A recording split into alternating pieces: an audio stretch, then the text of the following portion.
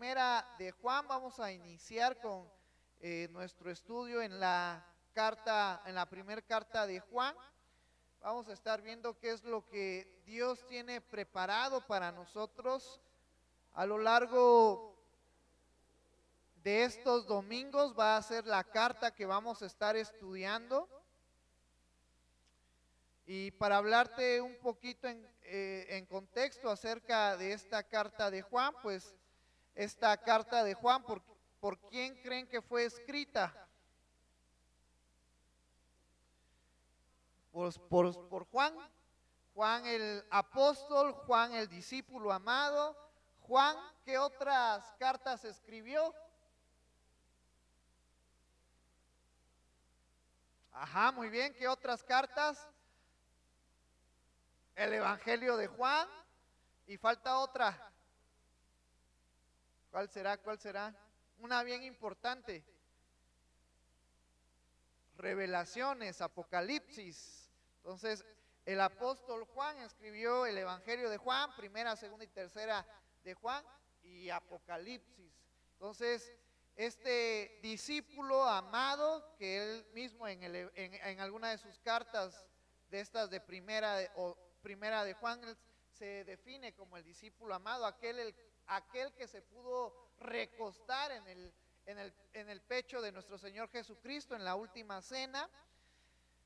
Los otros 11 apóstoles murieron de una manera trágica, llevando el Evangelio de Jesús, llevando el conocimiento de Jesús, considerados mártires.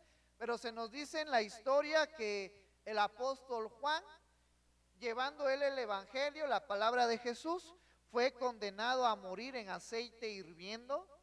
Y nos dice la historia que cuando llevaron a Juan a que fuese consumido por el aceite hirviendo en un candelero muy grande, no le pasó nada. Entonces dicen que para que él muriera y lo apartaran, es llevado a la isla de Patmos. En la isla de Patmos él tiene esta revelación con Jesús y escribe la carta de Juan. Muchos historiadores también creen que Juan no murió en la isla de Patmos, sino en Éfeso, donde ahí fue donde escribió sus cartas. Entonces, lo interesante de este apóstol es que, a diferencia de los demás, él murió de una manera natural. Entonces, esto hace tal vez algo especial a Juan. Lo sabremos cuando estemos ante Jesús y podamos preguntarle ciertas cosas, ciertas dudas que a lo mejor tenemos. Y vamos a estar estudiando esta carta a lo largo de estos domingos. Hoy vamos a empezar de el capítulo 1 al versículo 1 al 4. Y como introducción, esta carta nos habla acerca de afianzarnos en Jesús. En cuanto a el estudio de las deidades o el estudio de Dios, pues existen tres corrientes y las generalizamos. La primer corriente es los que creen en alguna deidad o los que creen en Dios. Del otro lado están los ateos, aquellos que no creen en la existencia de Dios ni en la existencia de dioses. Y en el punto medio están los agnósticos. ¿Cuántos han escuchado de esta palabra agnósticos? Los agnósticos son personas que no te aseguran que exista Dios, pero tampoco te aseguran que no exista Dios. Y ellos dicen, nosotros tenemos un conocimiento limitado. No está a nuestro alcance entender a Dios, entender si encarnó o no encarnó. Nosotros simplemente vivimos la vida porque no tenemos la capacidad de poder ver más allá de estamos limitados a conocer a Dios. Entonces, mi primer pregunta para ustedes, ¿en cuál de estas tres categorías estamos nosotros? ¿En los que no creemos en Dios? ¿En los que creemos que nuestro conocimiento no nos da para creer en un Dios? ¿O en los que creemos en Dios? Nosotros creemos en Dios. ¿Por qué te hago esta mención? Porque al igual que hoy en día, yo sé que estoy segurísimo que cada uno de nosotros conoce a personas que creen en Dios. Conocemos a personas que dicen no tener la capacidad para entender a Dios y conocemos a personas que no creen en Dios. Estoy segurísimo porque esto se ha aumentado, ha multiplicado mucho. Pues en los tiempos de Juan también habían este tipo de personas. Entonces, habían personas que esta definición de agnóstico estaba todavía más amplia en los tiempos de Juan. Había muchas personas que empezaban a errar en la doctrina que ya se conocía de Jesús. Muchos de estas personas agnósticas empezaban a entrar en la iglesia y a confundir a los hermanos. Una de esas confusiones era decir que Jesús nunca había encarnado, que Jesús no se había hecho hombre, que Dios no se había hecho físicamente, no se había revelado físicamente, que solamente era una fuerza, algo que ya no se podía entender. Y entonces el apóstol Juan escribe esta primera carta donde se va a enfocar en decir, es que Jesús es real, es que Jesús vino a este mundo, es que yo lo vi, yo lo conocí, yo platiqué con él, yo estuve con él. Y entonces esta carta de la primera epístola de Juan nos va a llevar a reforzar nuestro credo en Jesús. Porque hoy uno de los problemas que está surgiendo en la sociedad para decir que Dios no existe o que no tenemos el conocimiento suficiente para entender a Dios, es que muchos pueden decir, es que ¿quién ha visto a Jesús? ¿Quién de nosotros escuchó sus enseñanzas? ¿Quién de nosotros pudo ver sus milagros? Y entonces, estas definiciones se usan para poder alejar a las personas de que tengan un encuentro con Dios. Y a veces en los hermanos que están madurando, creciendo en la fe, esto puede ser una debilidad para ellos. Poner a pensar si ¿será que Jesús existió? ¿Será que yo tengo una relación directa con Dios? Y esta carta de Juan, a lo largo de los estudios y de los capítulos que vamos a estar estudiando, nos van a ayudar a reforzar nuestra fe en Jesús. Y entonces te voy a invitar a que nos pongamos de pie y vamos a darle lectura a estos primeros 4 versículos de manera alternada. Yo leo el primero, ustedes leen el segundo, yo leo el tercero y nos unimos todos en el último versículo que vamos a estar estudiando, que es el 4. Dice la palabra del Señor: lo que era desde el principio, lo que hemos oído, lo que hemos visto con nuestros ojos, lo que hemos contemplado y palparon nuestras manos tocante al verbo de vida.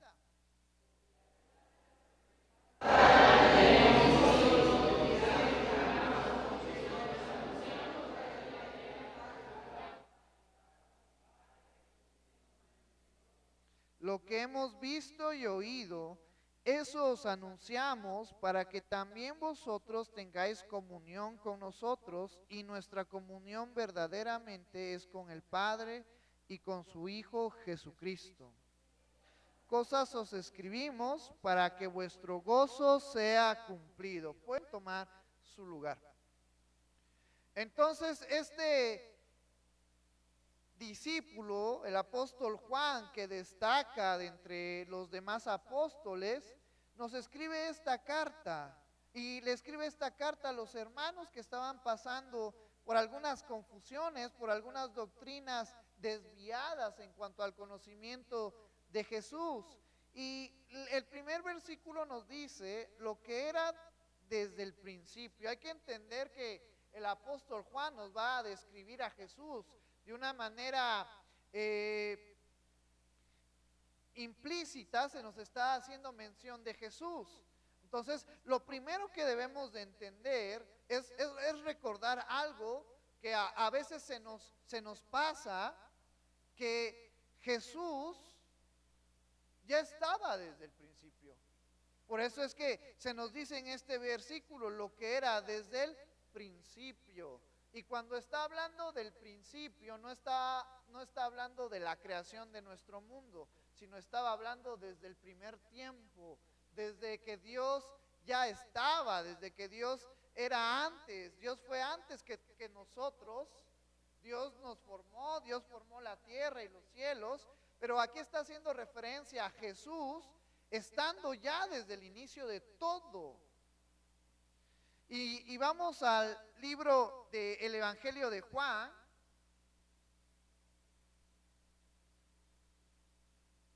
En el capítulo 1.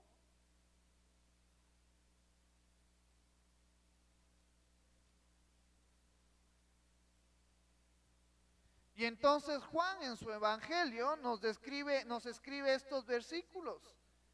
En el principio era el verbo. Cuando está hablando del verbo, estaba refiriéndose a Jesús.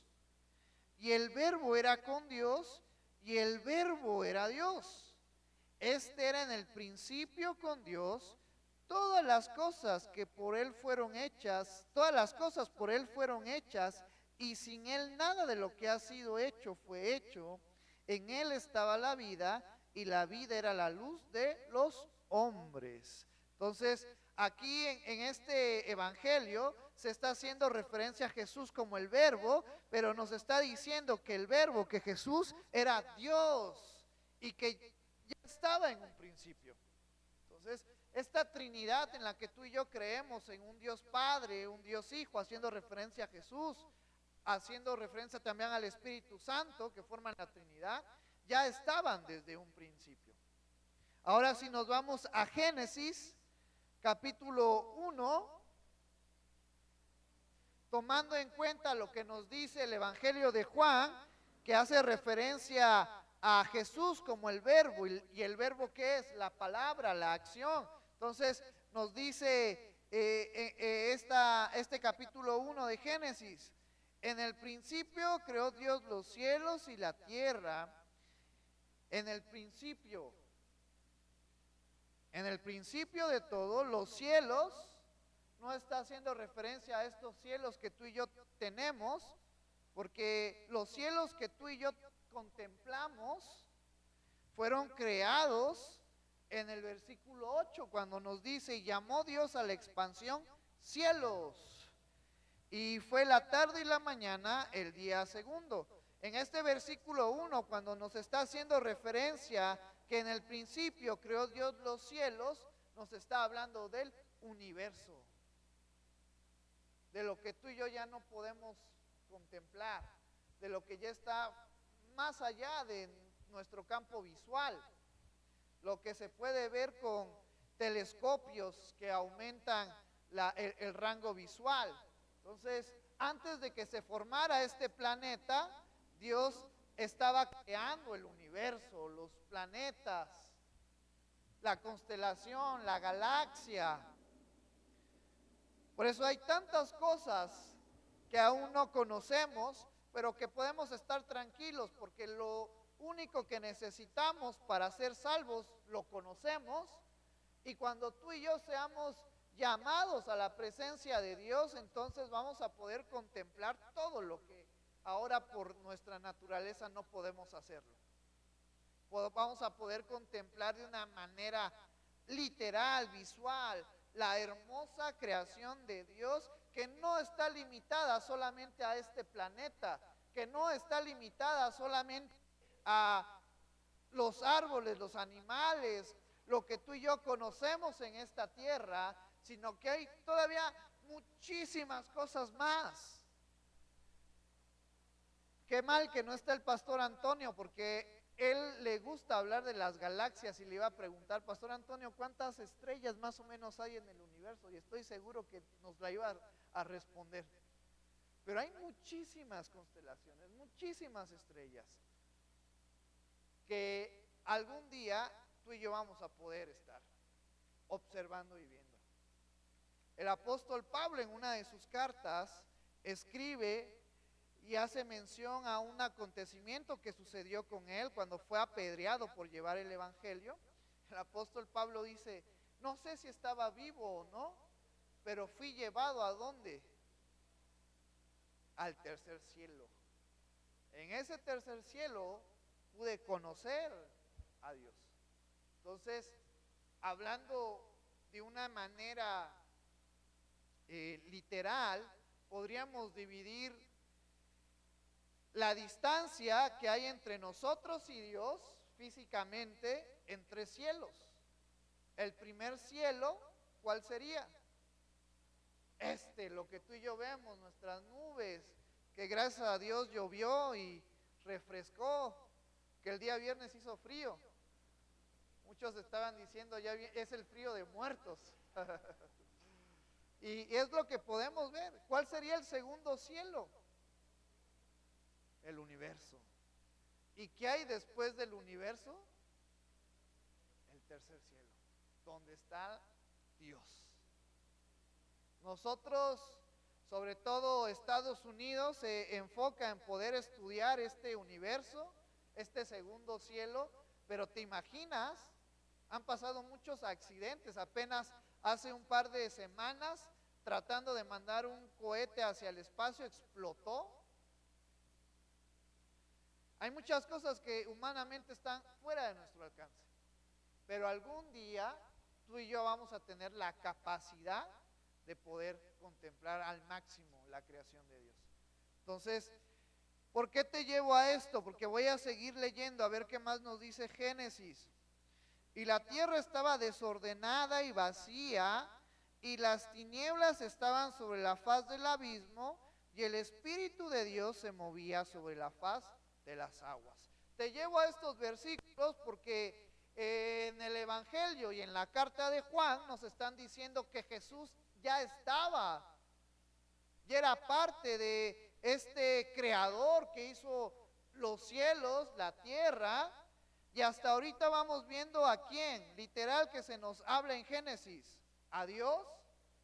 Y en este versículo 2, ¿a quién encontramos? Al Espíritu de Dios. ¿Quién es el Espíritu de Dios? El Espíritu Santo. El Espíritu Santo que ahora está en la vida del creyente. El Espíritu Santo que está en tu vida y que está en mi vida gracias a Cristo. Vamos a ver si encontramos a Jesús. Dice versículo 3, y dijo Dios, sea la luz, y fue la luz, y vio Dios que la luz era buena, y separó Dios la luz de las tinieblas. ¿Encontramos a Cristo o no encontramos a Cristo en estos dos versículos? Voy a volver a leerlo. Dice, en el principio creó Dios los cielos y la tierra. Ahí está la mención de Dios. Y la tierra estaba desordenada y vacía, y las tinieblas estaban sobre la faz del abismo, y el Espíritu de Dios se movía sobre la faz de las aguas. Aquí encontramos al Espíritu Santo. Y dijo Dios, sea la luz, y fue la luz. Y vio Dios que la luz era buena, y separó Dios la luz de las tinieblas. Hay una doctrina que nos habla que Dios, que Cristo fue creado. Y usan estos dos versículos para decir, mira, aquí se creó Dios, aquí se creó Cristo, perdón, porque nos dicen en estos versículos, y dijo Dios, sea la luz, y fue la luz, y vio Dios que la luz era buena, y separó Dios a la luz de las tinieblas. Y muchos dicen, aquí está de una manera implícita la creación de Cristo, siendo la luz para separar las tinieblas. Pero yo uso estos dos versículos para mostrarles que Cristo no fue una creación, sino Cristo es parte de la Trinidad. ¿Dónde encontramos a Cristo? Recordar, el Evangelio de Juan nos dice que en el principio era ¿quién? El Verbo, Cristo. El verbo, la palabra. ¿Y el verbo era con quién? Con Dios. Entonces, teniendo esto en mente, volvemos a leer estos dos versículos, o este versículo 3, y dijo Dios. ¿Qué hizo Dios para crear? ¿Usó sus manos? Él solamente habló. Él solamente dijo, él solamente mencionó la palabra y todo fue creado. Entonces, de una manera implícita en esta palabra, y dijo Dios, está haciendo referencia ¿a quién? A Cristo. Porque Cristo es la palabra, porque Cristo es el verbo. Entonces, esto es algo interesante, porque si volvemos a Primera de Juan,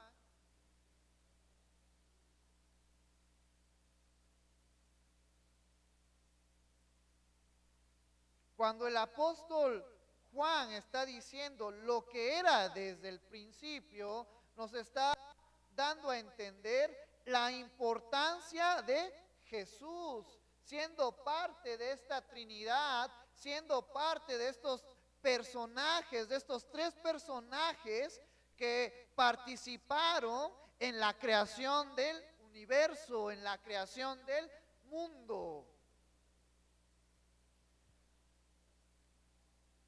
Por eso tenemos que tener nuestra fe bien cimentada en Jesús, reconociendo que Jesús es el creador, que Jesús es Dios.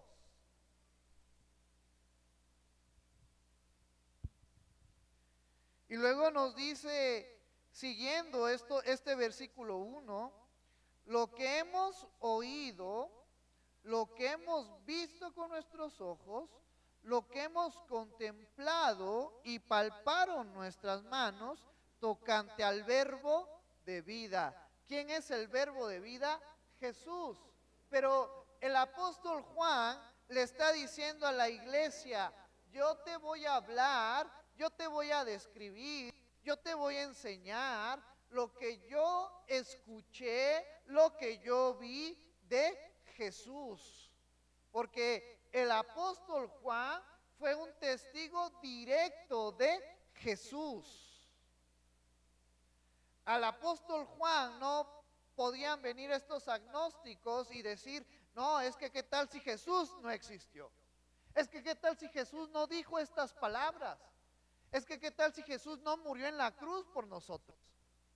Porque al apóstol Juan no lo podían engañar porque él fue testigo directo de Jesús. Por eso en este en este primer versículo nos está diciendo, yo lo vi con mis propios ojos. Yo lo contemplé, yo vi todos los milagros durante el tiempo que Jesús estuvo, yo vi sus milagros. ¿Sabes cuáles eran unos de los requisitos que se encuentran en Hechos para poder ser llamado apóstol?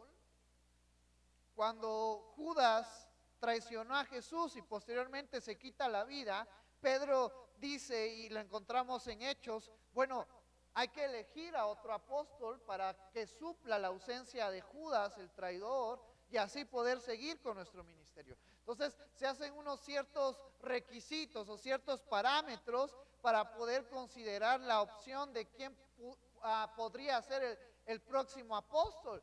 Dentro de esas opciones, me llama mucha la atención que uno de los parámetros que pusieron es que decían, para escoger al próximo apóstol, esta persona tuvo que estar dentro del principio hasta el final del ministerio de Jesús.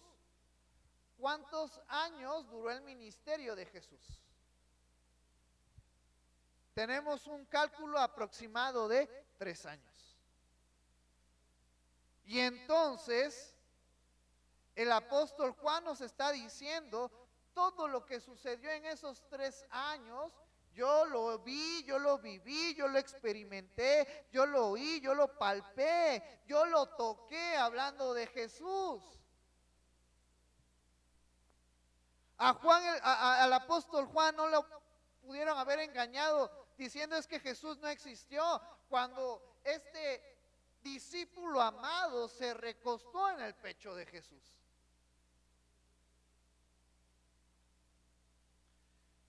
Y aquí en la forma de expresarse de Jesús, lo hace mención como tocante al verbo. Mira lo que en su evangelio nos dice. Vamos al capítulo 6 del evangelio de Juan.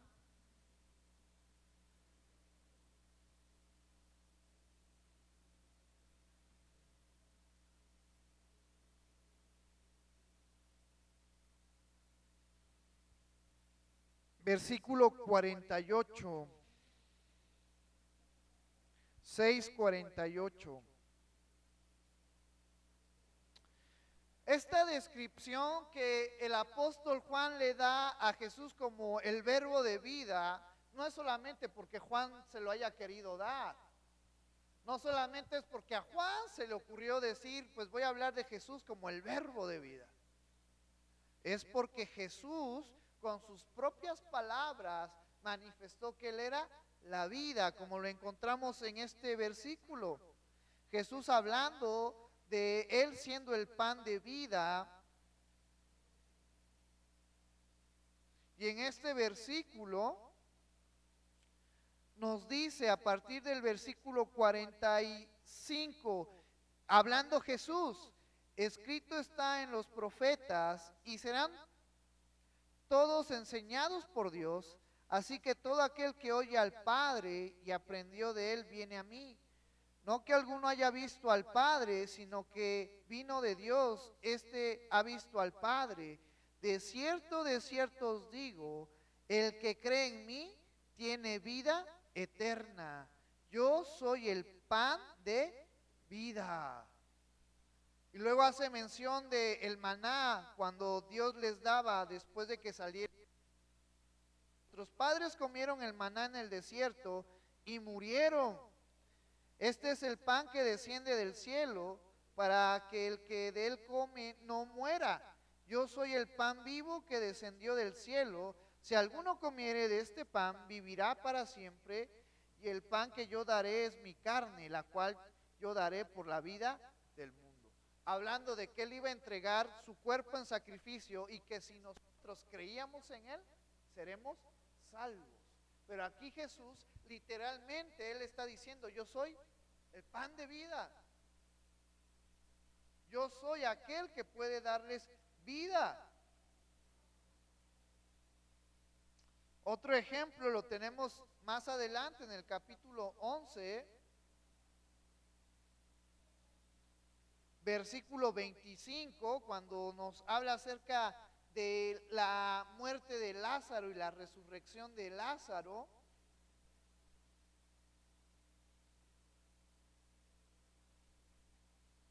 Voy a leerles desde el versículo 17. Dice, vino pues Jesús y halló que hacía ya 4 días que Lázaro estaba en el sepulcro, porque ya estaba muerto. Betania estaba cerca de Jerusalén, como a 15 estadios, y muchos de los judíos habían venido a Marta y a María para consolarlas por su hermano. Entonces Marta, cuando oyó que Jesús venía, salió a encontrarle, pero María se quedó en casa. Y Marta dijo a Jesús, Señor, si hubieses estado aquí, mi hermano no habría muerto. Mas también sé ahora que todo lo que pidas a Dios, Dios te lo dará. Jesús le dijo, tu hermano resucitará. Marta le dijo, yo sé que resucitará en la resurrección, en el día postrero. Le dijo Jesús, yo soy la resurrección y la vida. El que cree en mí, aunque esté muerto, vivirá. Y todo aquel que vive y cree en mí, no morirá eternamente. ¿Crees esto? Le dijo, sí, Señor, yo he creído que tú eres el Cristo, el Hijo de Dios, que has venido al mundo. Entonces, Jesús a lo largo de estos 3 años de ministerio, Él le hablaba a sus discípulos y a los creyentes que Él era la vida. También tenemos este versículo famoso que Jesús dice que Él es el camino, la verdad y la vida, que nadie puede venir al Padre si no es por medio de Él. Entonces, cuando el apóstol Juan en su primera carta nos está hablando, haciendo referencia a Jesús como el verbo de vida, era porque él lo había oído, lo había escuchado, había visto cómo Jesús había levantado a Lázaro, cómo Jesús decía que él era la vida y que todo aquel que creyera en él iba a vivir. Juan lo plasma y lo dice: y palparon nuestras manos tocante al verbo de vida. Versículo 2, porque la vida fue manifestada y la hemos visto y testificamos y os anunciamos la vida eterna, la cual estaba con el Padre y se nos manifestó. Hay que recordar que tú y yo, por consecuencia de la desobediencia del hombre, de Adán y de Eva, perdimos esa comunión con Dios. Por ende, el pecado entró a nuestras vidas, el pecado entró a nuestro ser. Por ende, perdimos esa conexión con Dios y somos acreedores de la muerte.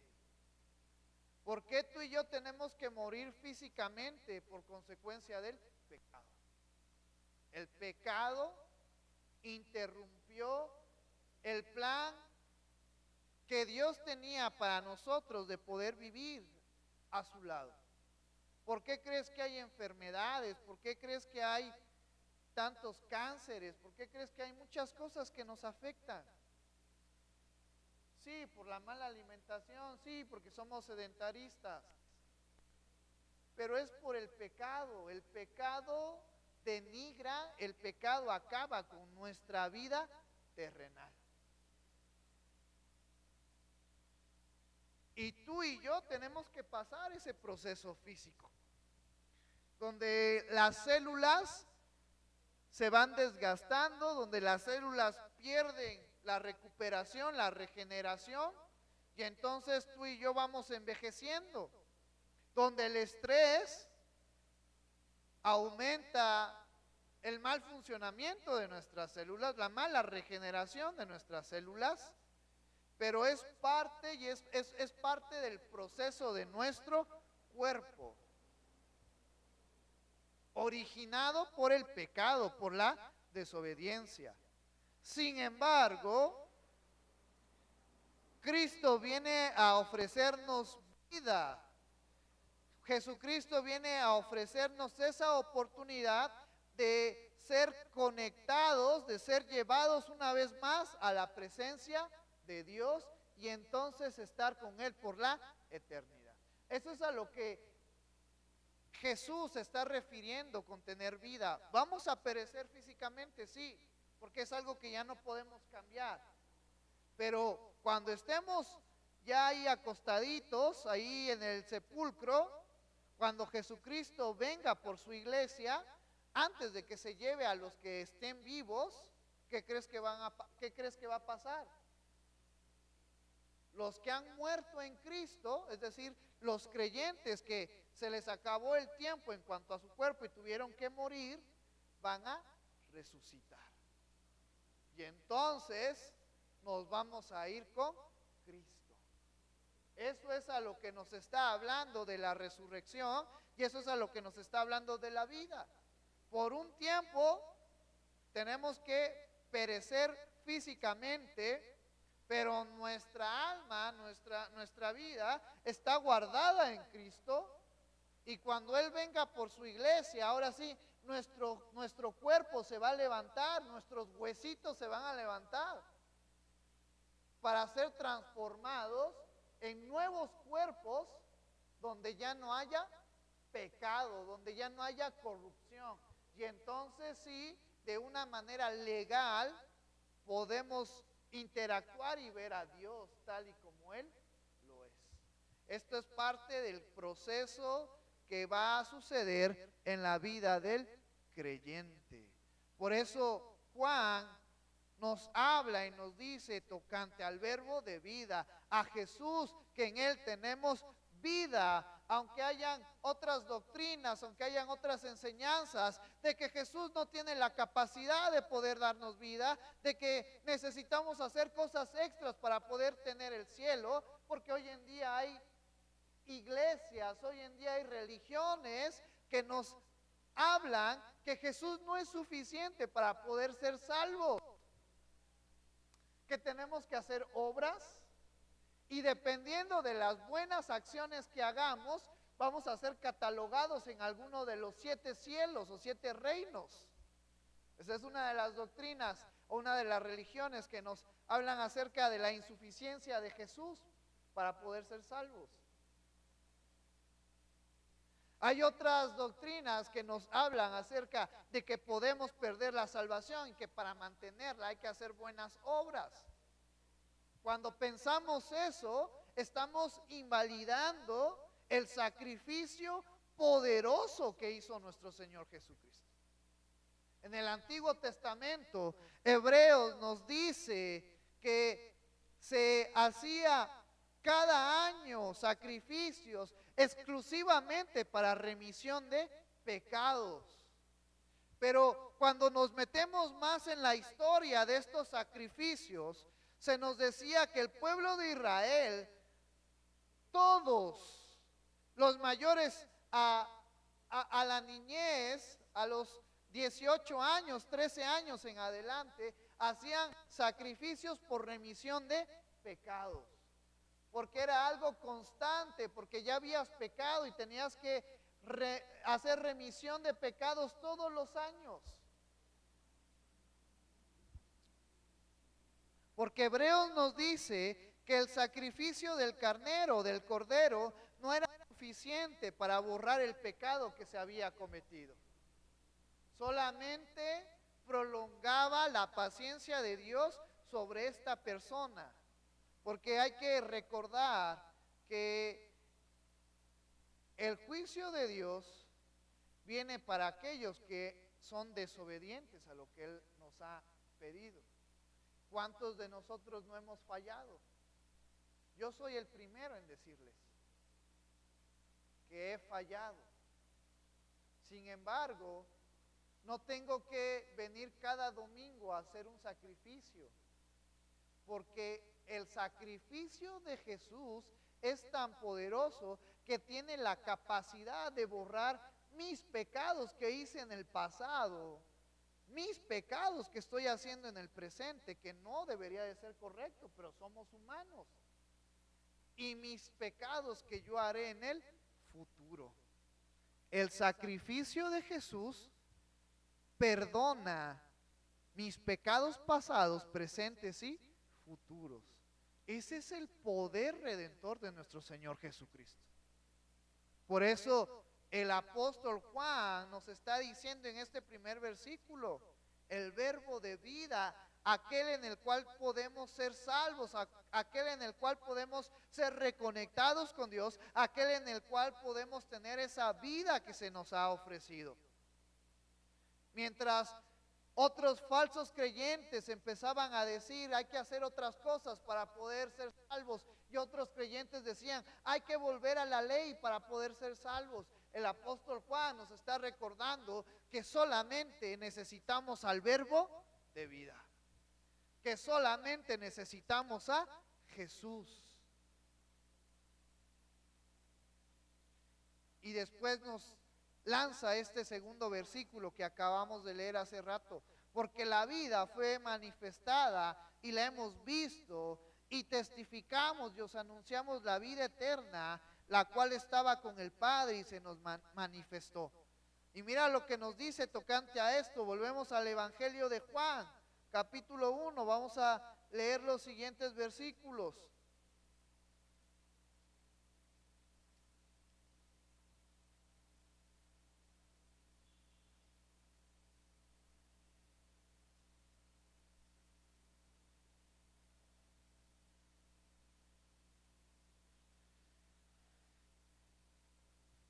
Versículos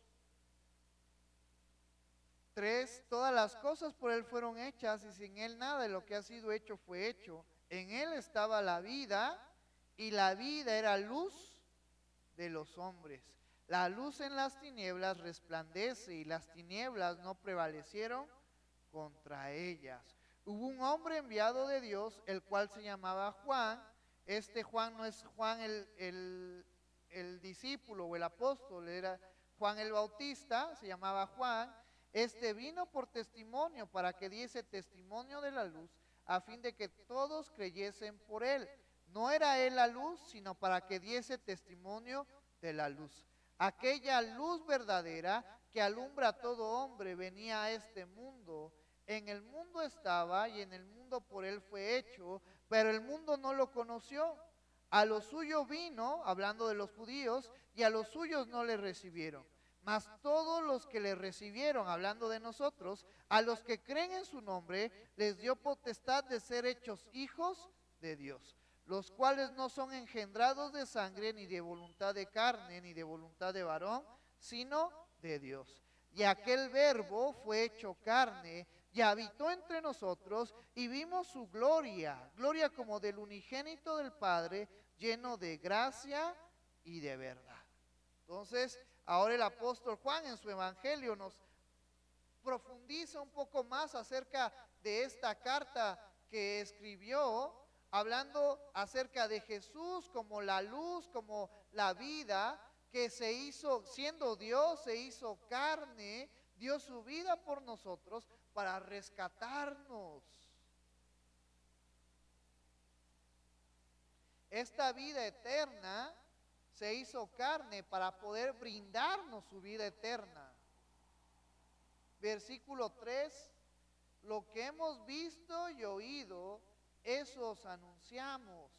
El apóstol Juan no está diciendo, yo estoy hablando de fábulas, yo estoy hablando de cosas que por ahí me dijeron. No, el apóstol Juan está diciendo, lo que yo vi, lo que yo oí, eso te estoy transmitiendo, eso te estoy diciendo. Hay que entender que los tiempos son diferentes, pero antes, en el tiempo de Juan y anterior a ello, la palabra era algo importante. Hoy en día tenemos un dicho que dice, si no hay papelito, ya no, ni modos. Aquí papelito habla, porque las palabras ya perdieron esa importancia. Antes, en el tiempo de Juan, la palabra era esencial. Lo que se decía era algo, se tomaba como verdad. Y entonces Juan está diciendo, tú puedes tener esa creencia, esa fiabilidad de lo que te estoy diciendo es verdad. Si en el tiempo de Juan hubiera existido el teléfono, las fotos, el WhatsApp, el Facebook, el apóstol Juan hubiera publicado muchísimas cosas como evidencias para que los futuros supiéramos que es verdad. Eso es a lo que se está refiriendo. La palabra que yo te estoy diciendo, lo que he oído, puedes tener esa confianza que es verdad, que no estoy mintiendo. Y nos dice en este versículo, para que también vosotros tengáis comunión con nosotros. El apóstol Pablo le está diciendo, hay un grupo de creyentes que creemos en Jesús, que seguimos fieles a sus doctrinas, a sus hechos. Te estoy compartiendo lo que yo sé para que tú también formes parte de esta comunidad. Entonces, esto es algo importante, porque el apóstol Juan, siendo uno de los 3 apóstoles más destacados, siendo considerado como el apóstol amado por Jesús, como aquel que no experimentó la muerte como los demás, sino que murió de una manera natural, se está poniendo al mismo nivel que los creyentes. Te estoy compartiendo mi credo para que tú también creas en él y entonces tengamos comunión.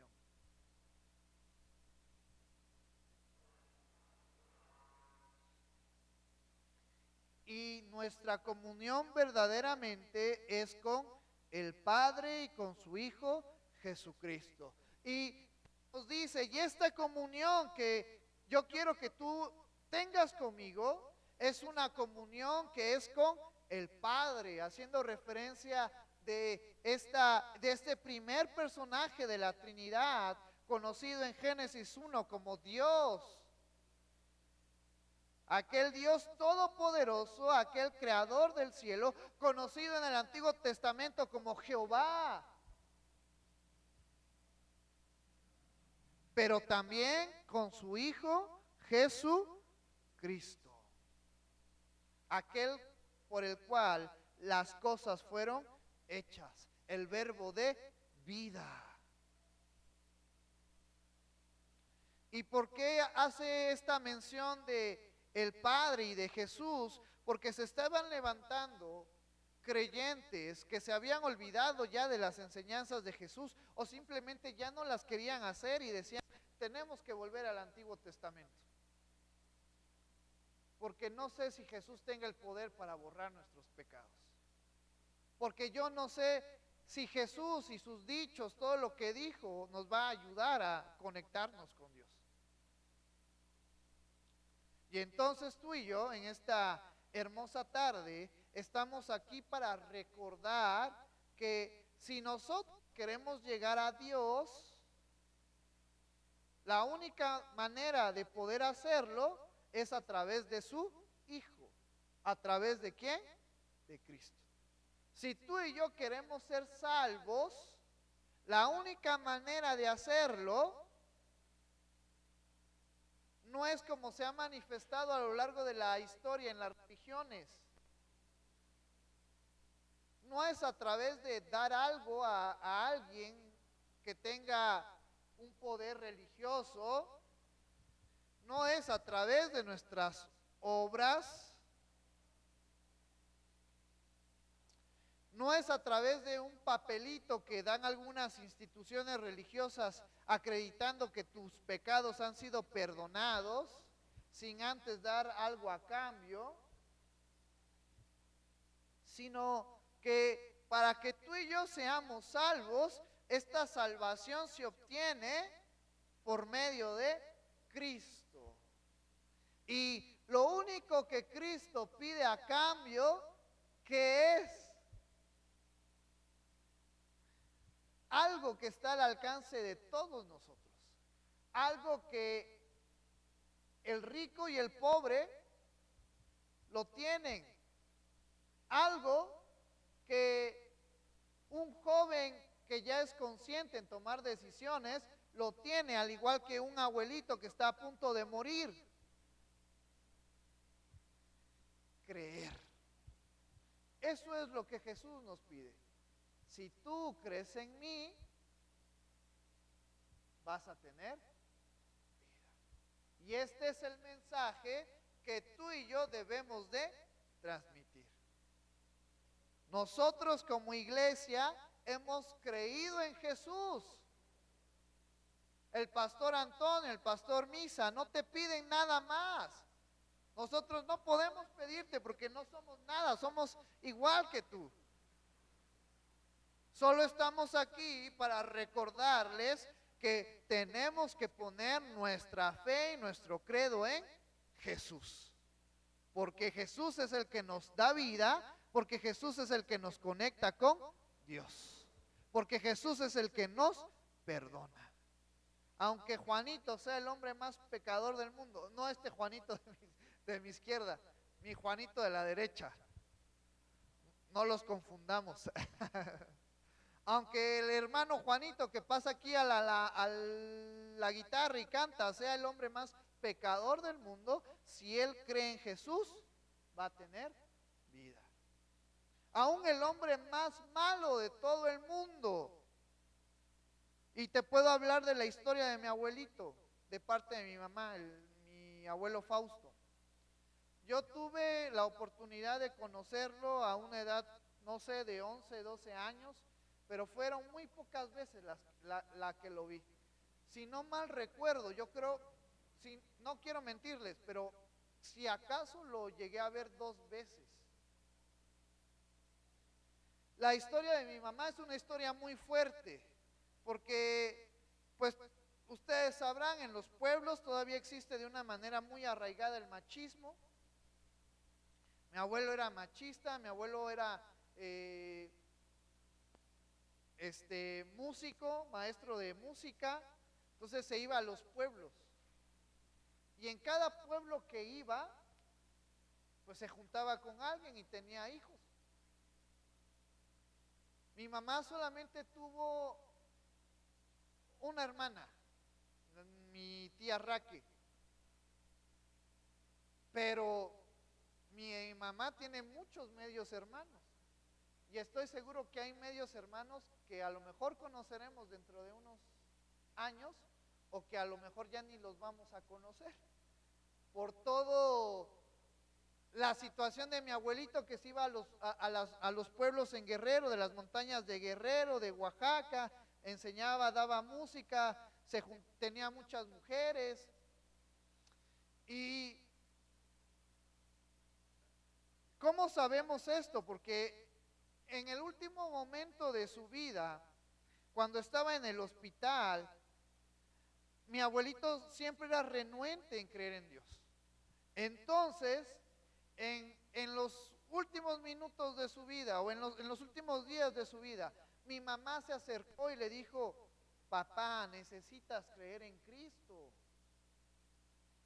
Y entonces mi abuelito abrió su corazón y le dijo: tú conoces mi vida, tú sabes que yo he sido duro, que yo he tenido muchas mujeres, que yo golpeaba a tu madre, mi abuelita Guadalupe, que ya está en la presencia del Señor. Tú sabes todo lo que te hice yo, todo lo que te hice sufrir. Dios no puede perdonar a un hombre como yo. Entonces mi mamá le habló del evangelio y le dijo: no hay pecado tan grande, una acción tan terrible que Dios no pueda perdonar. Bíblicamente solamente hay una. Y entonces mi abuelito puso su confianza en Cristo. Y yo estoy seguro que mi abuelito fue salvo, siendo el hombre más malo del mundo. Y a lo mejor muchos de nosotros podríamos cuestionar: pero ¿por qué si fue malo toda su vida? ¿Por qué si sus 70, 80 años que vivió fue la persona más mala, que tuvo mujeres y las golpeaba y las maltrataba? ¿Por qué va a ser salvo? Pues porque tú y yo no damos la salvación. La salvación la da Cristo. Y te pongo este ejemplo, porque todo aquel que pone su fe y su credo en Cristo puede ser salvo. No importando el tiempo ni la condición, puede ser salvo. Obviamente que a lo mejor en cuanto a galardones, pues solamente tendrá el galardón de la vida, porque esa también es otra realidad. Por eso yo a ustedes les digo: seamos conscientes de que si queremos tener galardones allá en el cielo, tenemos que trabajar. Por eso Jesucristo nos dijo: no hagan tesoros en la tierra, donde la orilla, donde el orín corrompe, donde ladrones minan y hurtan. Mejor hagan tesoros en el cielo. La salvación está dispuesta para todos, pero conforme a lo que nos dice Corintios, conforme a lo que nos dice Apocalipsis, cada uno de nosotros va a ser recompensado conforme al trabajo que hicimos. Aquel que trabajó mucho en las cosas de Dios va a tener. Hola, soy Andrew. Aquel que Este mes conecta con Dios en Calvary, Oaxaca. Pues va a tener poco allá en el cielo. Entonces, en cuanto a la salvación está disponible para todos. Solamente Jesucristo mencionó que hay un pecado que no puede ser perdonado. ¿Sabes cuál es ese pecado? La blasfemia contra el Espíritu Santo. Porque en rasgos generales, si tú no crees en el poder del Espíritu Santo, entonces no puedes ser salvo. Por eso es un pecado que no puede ser perdonado. Y entonces aquí el apóstol Juan nos está diciendo que esta comunión está ligada al Padre y al Hijo. Y nos dice este versículo 4 ya para terminar: y estas cosas os escribo para que vuestro gozo sea cumplido. Entender que si queremos llegar a Dios, si queremos ser salvos, si queremos un cambio en nuestras vidas, es esencial, es necesario el que tú y yo conozcamos y creamos en Cristo.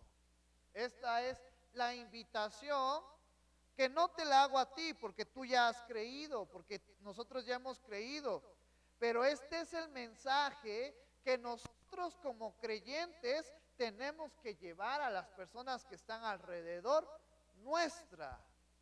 No creas en la iglesia, no creas en el pastor, no creas en algún personaje, cree en Cristo. Cristo tiene el poder, Cristo tiene la facultad de poder cambiar, de poder trastornar nuestra mente y nuestros corazones. Es gracias a Cristo que tú y yo podemos ser mejores personas. Es gracias a Cristo que el amor está en nosotros, que el gozo está en nosotros. Es gracias a Cristo. Y esto es lo que va a hablar toda la carta de Juan. Cristo, el centro verdadero para nuestro cambio. Y esto es algo bien importante porque yo sé que nos refuerza en cuanto a nuestro conocimiento, pero también es una herramienta para poder hablarle a nuestros adolescentes y a nuestros jóvenes que están en esa transición, si de creer en Dios o no creer en Dios, porque esa es otra realidad. Hoy en día los conocimientos, gracias al Facebook, gracias al Instagram, gracias al TikTok, el conocimiento se ha esparcido, y así como se ha esparcido el conocimiento de creer en Cristo, lamentablemente también el conocimiento de los ateos, el conocimiento de los agnósticos ha llegado a nuestras puertas, ha llegado a nuestros jóvenes, ha llegado a nuestros adolescentes. Y tú y yo como padres responsables, como papá y mamá, tenemos que tener las herramientas y el conocimiento para poder defender nuestra fe, para poder enseñárselo a nuestros hijos. Entonces, la primera carta de Juan es una buena herramienta en conocimiento para poder dejar en claro nuestra fe en que Cristo es real, en que Cristo existe, en que Dios existe, en que lo intangible de Dios, ¿qué es lo intangible? Ya voy a terminar. ¿A qué hace referencia la palabra intangible?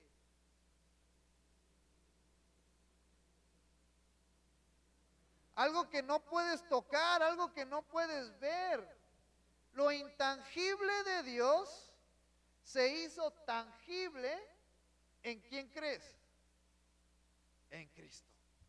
Y esa es nuestra defensa. Ponte de pie en esta hermosa tarde y ya vamos a estar terminando.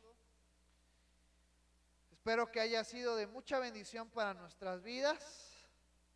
Y ánimo, hermanos, a seguir adelante. Aquí estamos para poder ser de bendición unos a otros. Vamos a orar en esta hermosa tarde. Gracias, Señor, por tu amor. Gracias, Padre, por tu misericordia. Gracias por la oportunidad que tú nos permites, Señor, de estar aquí en tu casa para poder alabarte y glorificar tu nombre. Padre, yo te pido en esta hermosa tarde que tú sigas tomando el control de nuestras vidas, sigas obrando en nuestra mente y en nuestro corazón.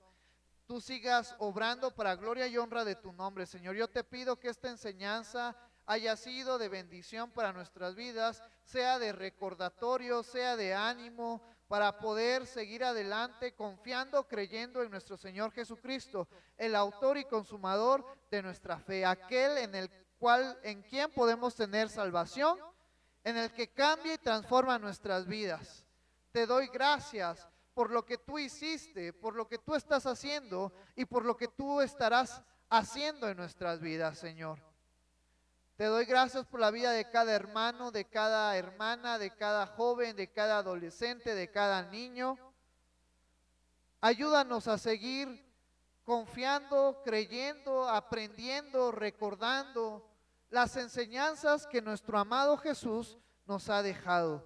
Yo te pido, Señor, que tú sigas obrando en nuestra mente y en nuestro corazón para gloria y honra de tu nombre, Señor. Te alabamos, glorificamos tu nombre, Señor. Tú lo eres todo en nuestras vidas. Confiamos, creemos que nuestra salvación está guardada en ti, está guardada en Cristo, Señor. Gracias por la vida de cada hermano, gracias por la vida de cada hermana. Ayúdanos, danos de tu ánimo, danos de tu fuerza, danos de tu energía para esta semana que viene. Ayúdanos a descansar en ti, ayúdanos a recuperar nuestra energía en ti, ayúdanos a renovar nuestras fuerzas en ti, a mantener nuestro amor, la paciencia, el gozo, la alegría, la fe, la esperanza, la mansedumbre, la templanza, que se refleje el fruto del Espíritu Santo en nuestras vidas a lo largo de estos días, en nuestra familia, en nuestros seres queridos, pero también en aquellas personas que están alrededor nuestra. Gracias, Señor. Ayúdanos a reflejar lo intangible de ti.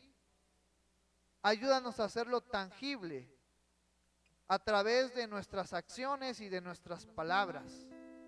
Gracias, Señor. Te amamos. Recibe toda la gloria y toda la honra. En el nombre de Jesús. Amén.